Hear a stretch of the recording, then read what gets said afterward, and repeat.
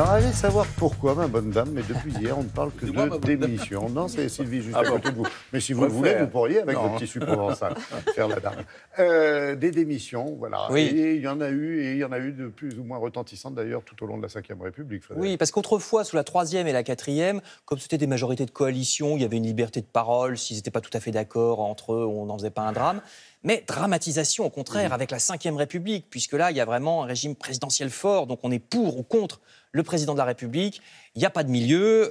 Et le grand spécialiste de la dramatisation et donc des démissions, c'est De Gaulle. De Gaulle, premier président de la Ve République, qui plusieurs fois organise des référendums ou des élections législatives en disant « si le résultat ne me plaît pas, je vous préviens, je m'en vais ». Alors c'est du chantage, hein, mais les Français se rappellent le chaos de la Quatrième République juste avant que De Gaulle revienne. Donc ce chantage, ça marche. Ils n'ont pas envie que le chaos revienne, les Français, donc ils votent comme le général demande.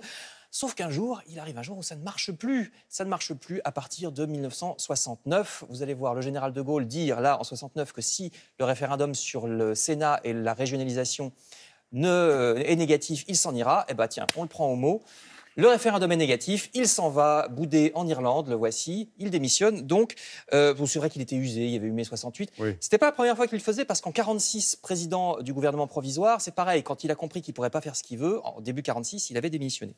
Bon, il y a des précédents chez les présidents, c'est pas le premier à avoir été obligé de céder. Les deux autres ont été poussés à la démission parce qu'ils s'opposaient au Parlement, c'est beaucoup plus ancien.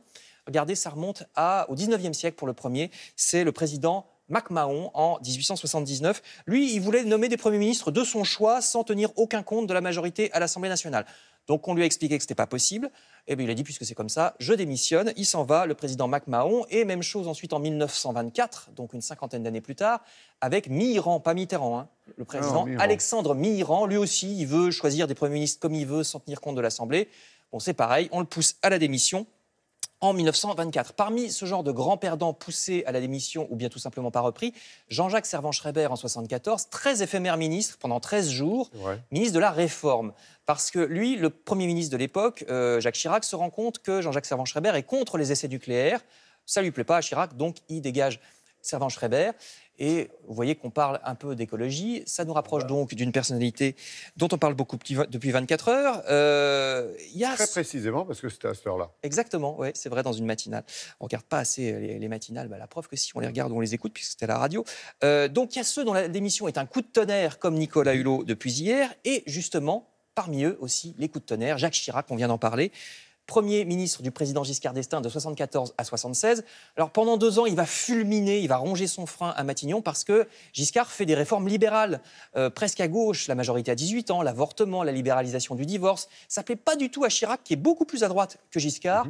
À l'été 76, il en a marre, il claque la porte. Et vraiment, il claque la porte. Il va créer le RPR, qui va pourrir la vie du président Giscard d'Estaing jusqu'à la fin du septennat, et qui va pourrir la vie aussi du Premier ministre qui remplace Jacques Chirac, qui est Raymond Barre, que vous voyez ici gravir le perron de l'Élysée. Et puis il y a aussi, en 91, Jean-Pierre Chevènement, fameux auteur de la maxime, un ministre, ça ferme sa gueule ou ça démissionne. Alors, on ne l'a pas à l'écran. D'abord, il a été immédiatement remplacé, vous allez voir, par... hop, il est à gauche de l'écran, c'est pas grave, on ne l'a pas vu, par Pierre Joxe.